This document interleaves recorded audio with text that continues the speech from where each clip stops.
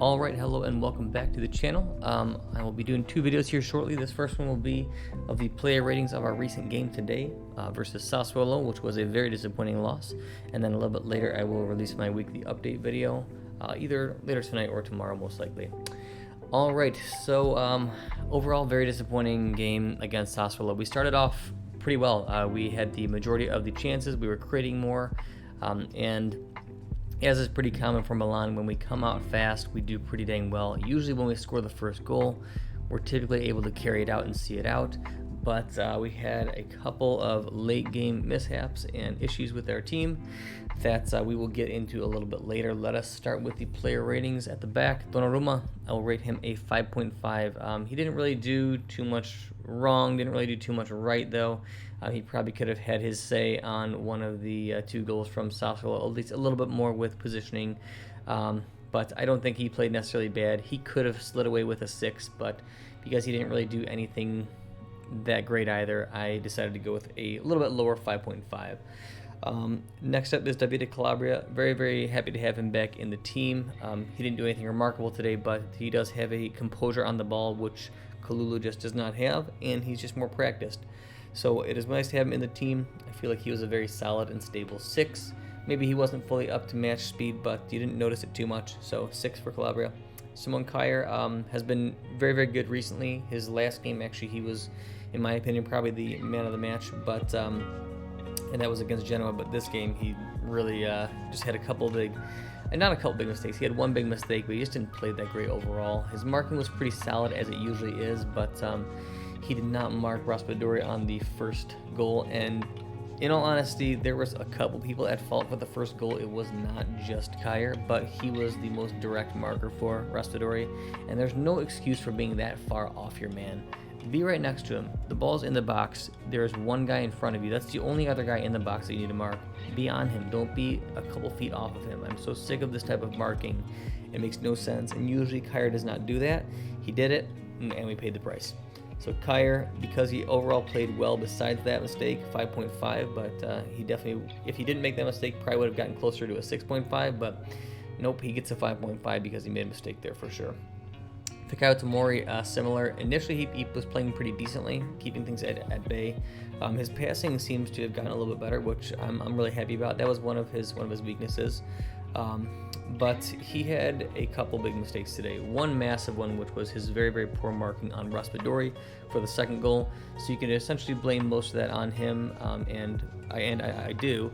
And if you look at the Genoa game too, you saw his very, very weak aerial marking to where he just let Mattia Destro own him.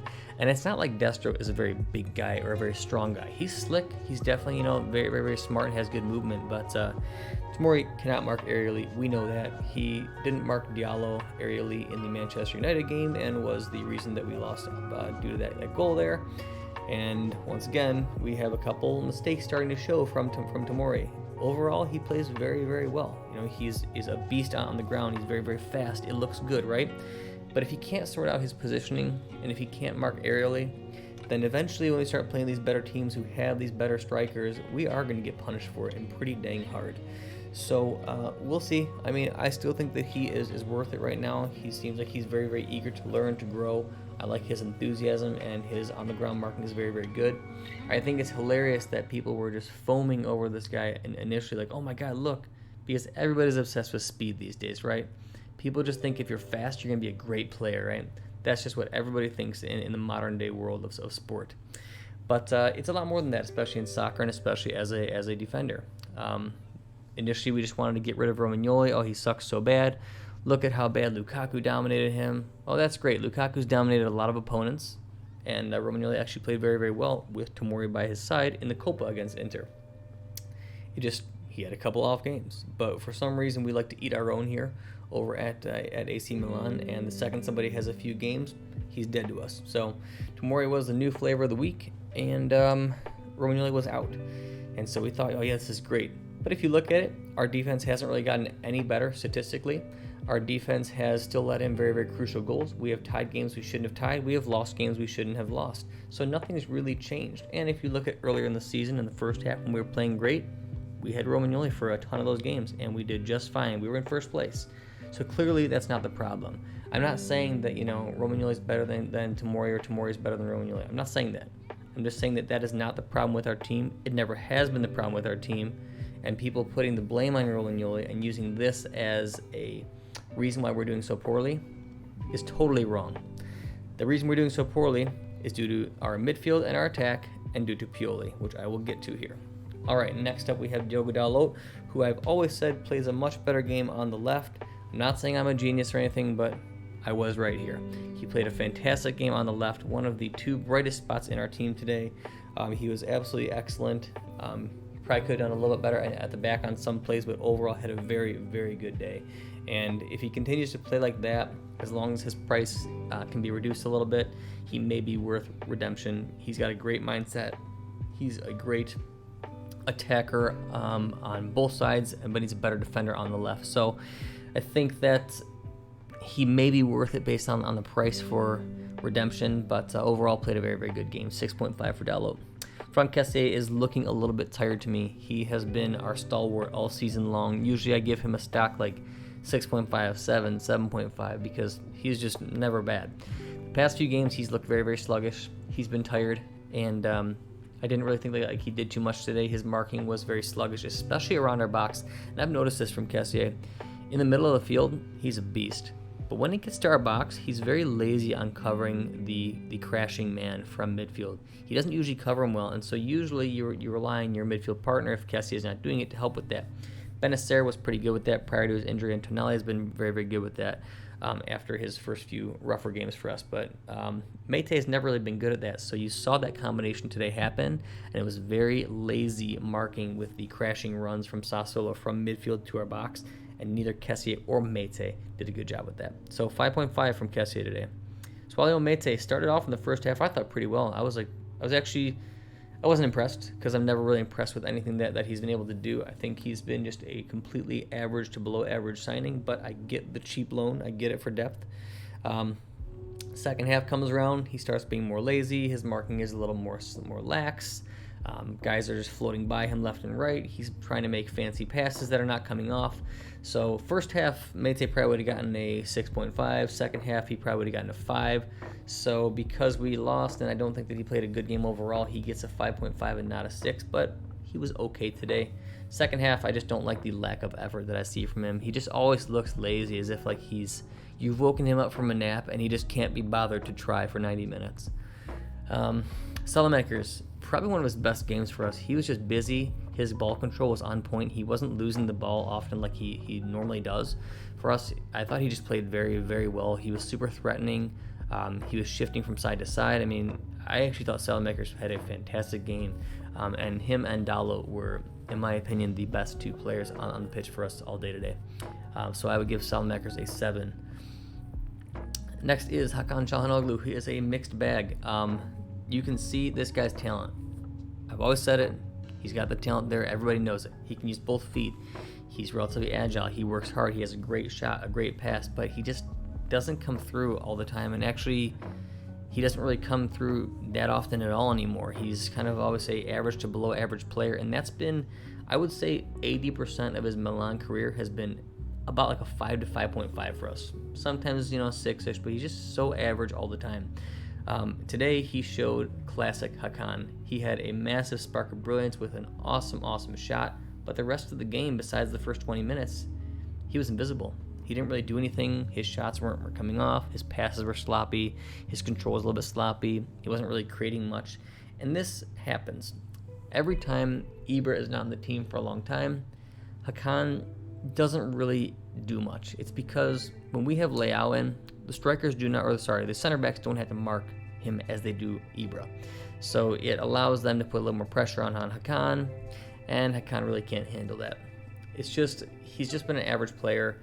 I'm going to stay with my guns, and, I am not going to jump on the Hakan bandwagon where everybody just, foams over this guy when he does one good thing. I feel like he is actually one of the people who has been holding our team back for a long time. He had a remarkable about 4 to 6 months, and honestly, I was starting to change my opinion on him. I was like, all right, this guy's starting to play like a top-class attacking midfielder, but he's been back to his old ways ever since January. I would give him a 6.5 only because of the goal. Otherwise, he deserved a 5.5. Ante Rebic worked hard, was threatening in the first half, not too much in the second half. Overall played a good shift. He's kind of middling between a 5.5 and a 6. I'll give him a 6 because of his work rate, but it could have also went the other way and been a 5.5. Not much to say there. Rafael Leao, initially I thought that he looked a little bit more sprightly, a little bit more lively, and for that I was happy because I dock him all the time for his lack of energy and his lack of effort. It's something I really can't stand with this guy because he's young. There's one thing he should have is energy and effort. He should want to prove himself, and he just seems lazy. Yes, he's being played out of position. He's not a striker. He's either a winger or he is a center forward who has to partner with somebody. Why do we play him like this? Because Pioli has no idea how to change formations. He just cannot figure it out, and he is hurting our team really, really badly. Especially when we lack Ibra. You can't run this formation. It worked for a few games without Ibra. It's not working anymore, and it hasn't worked since January. If you look at our results since January, we probably would be like 7th, 8th, 9th place because our first part of the season is carrying us right now. Pioli has to adapt. He hasn't adapted in a long time, and he's crushing this team. The only way we qualify for top 4, mark my words, is if other teams mess up more than us right now, because we are playing every game as a hard game.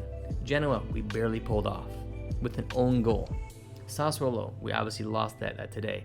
It's just really, really rough. These are teams we should be cleaning up or at least being very confident against, and we just can't handle it. We never looked like the better team for the whole game. We might look like the better team for 20 minutes, but never the whole game. Substitutes we'll cover real quick. Krunic, 5.5, didn't really play well. I don't understand his substitution here. Should have put on Hauga. Mandzukic, actually thought he played well. I would give him a 6. He was actually a striker. He did come back a little bit too much to kind of help out, but he did actually cause some ruckus in there, so I would have liked to see him up there a little bit earlier because Leao was very ineffective. And maybe you could just push Leao out wide. Why wasn't the sub to, put Leao out wide, put Mandzukic up top, keep Çalhanoğlu for a little while, and see if he can do something with a real striker out there? I don't know. Pioli just never makes the right calls. Brahim Diaz, Kalulu, and Castillejo didn't really play enough to get a rating, so I will say not applicable for them. Last but not least, the coach, Stefano Pioli, who I've been really, really harsh on of late, and I think that I should be, because he is by far the most problematic portion of this team. Now, he did a great job of getting this team functional, getting this team to believe in something, but he has not done enough adjusting the team in the second half of this season. He's putting players in positions to fail, such as Rafael Leao. He's picking a lot of wrong members to play in the game, such as Mate, such as not including Hauga. He's also picking wrong formations, which don't fit our team. Pioli, you can literally blame for almost everything with us. Yes, some individual players have to take blame too, but Pioli is the massive, massive culprit. He gets a 3.5, and if you could put a coach as the worst of the match, I would, but I cannot. Best of the match, I kind of already hinted towards it. It's going to be Alexis Salamakers and Diogo Dalot, with Salamakers edging Dalot out. Worst of the match for his first time would be Fikayo Tomori. Over the past few weeks, he has played his 2 worst games for Milan. I still think that he is going to be a very good defender. We should try to get his price lower, but I think that he complements both Kjaer and Romagnoli very, very well, so I think that you can stick with it. But if he makes more crucial mistakes, he may not be the guy for us, but I still think that he is worth his redemption, just maybe not at the 28 million, maybe closer to 25 or hopefully a little lower, but we'll see. I like what he brings to our team, but I just think that people need to be a little bit more honest and stop giving him a lot of free passes. He's made some massive mistakes in very, very big games for us, and you gotta call a spade a spade. Alrighty. As far as some key points to round out, as usual, no Ibra, no great attack. We did enough to win today, and Rebic wasn't, fully on point like he was against Genoa, so we didn't really get the win. That being said, as I was saying, we did do enough. I mean, we got our goal, and Sassuolo wasn't really looking too threatening. They just weren't looking that great. The goal really happened because of a letdown of midfield and defense. So if you look at our first goal, once again, it was Raspadori, why don't we have these guys who you can bring on, just like a very cheap player who's good that we can just bring on. We're bringing on Mandzukic, who's ancient, and we think he's going to make a massive impact. Like, why don't we have these hungry players, Why isn't Leao half as hungry as Raspadori? Either way, that's besides the point. we did enough, and our defensive midfielders let us down. Kessié and Mete in the second half, their marking was very, very sluggish, especially when it comes into the box. They are really poor at marking late runners. Before the goal, this was a combination effect here. Locatelli does a great job at getting by both Mete and Kessié, who were just sluggish, lazy, and didn't make a solid challenge on Locatelli.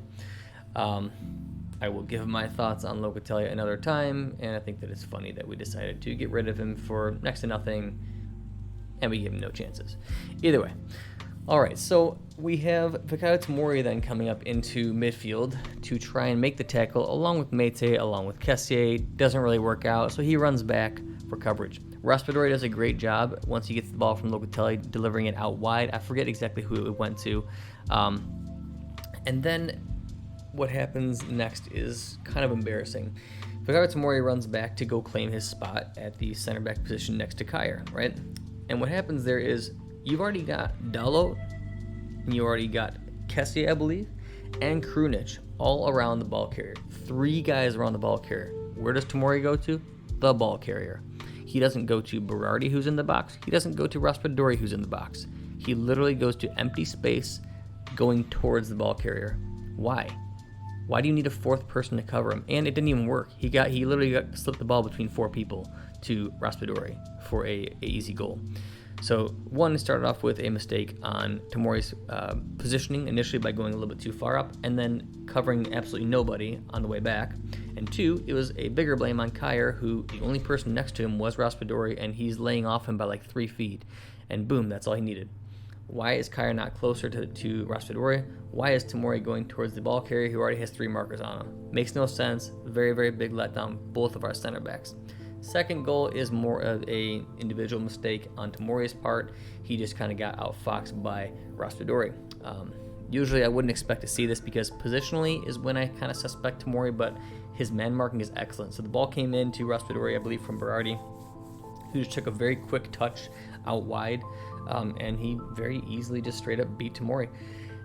Call it fatigue, call it just being outfoxed, I'm not sure, but this twice, I guess you'd say 1.5 times Tomori let us down today, and then 1 time Kyer let us down today. Usually I say that our losses are not very well due to our defense because, we don't have great defenders, and there's not great defenders in the world today, in my opinion. Look at Bayern Munich versus PSG. There's just like 30-plus chances in Game 1 from Bayern Munich. And that's just great goalkeeping, too.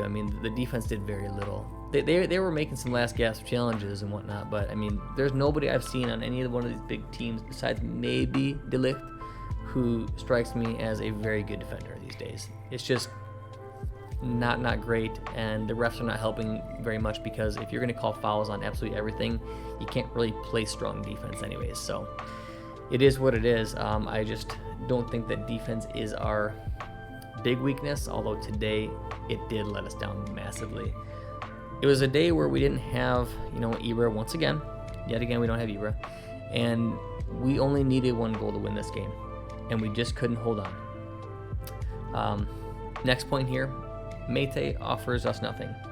He, I believe, is strong, but he doesn't really play that strong.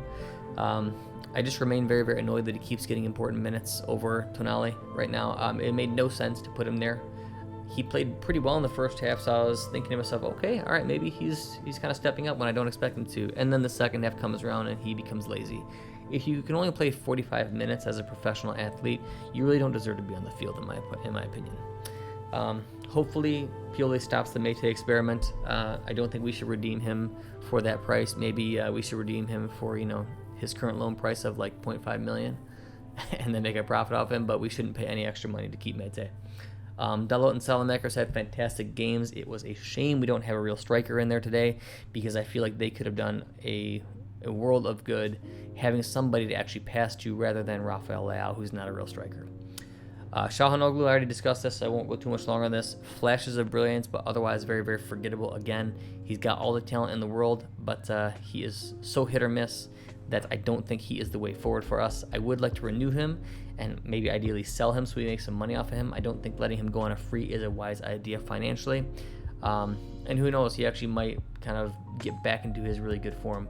But Once again, a pretty lackluster performance, but an amazing goal. Lastly, and the most important, Pioli. He is 100% the reason we're in the position we're in. He has been the reason that we are failing this second half, but I do have to also give him credit for the great work he did in the first half. His problem is that now that teams have figured us out, now that we don't have Ibra, which is the main reason that we're losing. You know, everybody said, oh, it's Pioli, that's why we're doing so great. No, it's not. It was all Ibrahimovic. You can maybe say Kyer as well, but you can see the difference when we had Ibra for most of our games, or for a lot of them in the first half of the season, to where we have barely had him for our second half.